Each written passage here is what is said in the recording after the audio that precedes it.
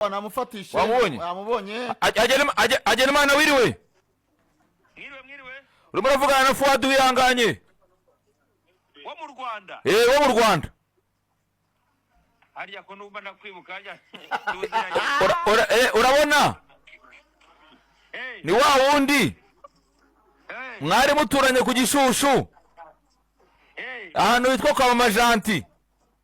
bishyire mu Gishinwa urumva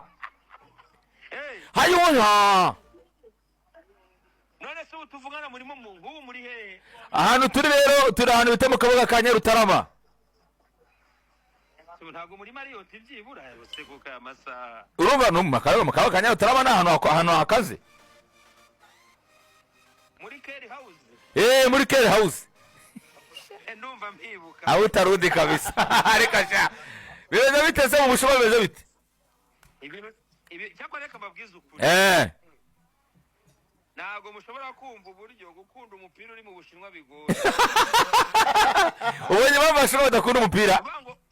match ya hafi mwayireba ubu ni saa 9:2 zaryari z'ijoro gayawe kashati zigicuku zo kuwa mbere maya yanjye none se ubu Kinyarwanda ni muke cyangwa ni katono oya Kinyarwanda muke hano turavuga ni haoma haya harya be yo suriza inshuti yanjye akaba n'umukire w'inshuti yanjye yitwa Hirwa Jire uyu muntu nta muntu ujye umuvuga mu izina umva nkubwire Beni abandi babwiye ngo simbazi abandi babwiye ngo simbazi nari maze gutondeka urutonde rw'abakire banjye izo mbaraga zo kumuvuga mu izina uzikuye umva nkubwire mu bakire tuziranye nimero ya mbere nimero ya kabiri nimero ya mbere ni Hirwa Jire umuvuze mu izina nawe ndacitswe nimero ya kabiri ni papa wanjye Hirwa Jire nimero ya gatatu ni uncle wanjye Hirwa Jire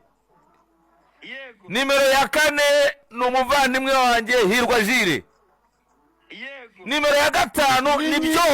ni byose ni Hirwa Jire ngo yabaye na nyina ubu rero ngiye kujya mu byangombwa njye guhinduza amazina n'ubundi dore umunsi n'umusaba wa papa mwe Hirwa Jire rwose uri data imbaraga njye sinzaho mukuri izo mbaraga zo kubavuga mu izina nsuhuriza abo basore babuze icyo abo bashyira mu mago bitwa Royike ndetse na Mainakis oya abo ngabo ntago abo bantu rero kamubwiza ukuri bahora bari bize abo ngabo bahora bari ariko hari inshuti yanjye wabara yimbonera hari inshuti yanjye yitwa Yves wabara mumboneye Marinaki nako ntuza se natari Marinakis rabusiye Marinakis tumwita ingabo yaguye ku rugamba ubu ntago ari orasera ubu ntiyabaye orase ariko be hari ikintu ushinjwa ubu wakohereza tukareba ko wageze hanze ra oya urumva nuze ari pay yanjye yagize ikibazo konte kubera gukora amatransfer menshi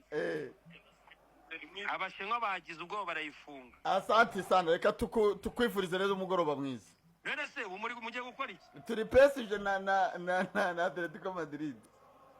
abo se bararwanira iki abashobora ntabwo mwabimenya aya match amaze gutangira se ikipe ya Paris Saint-Germain umupira hagati mu kibuga attention tanga pass kwa Vitinho Vivien rambura pass kwa ngibyo ngibisanzwe kwa Ashraf Hakimi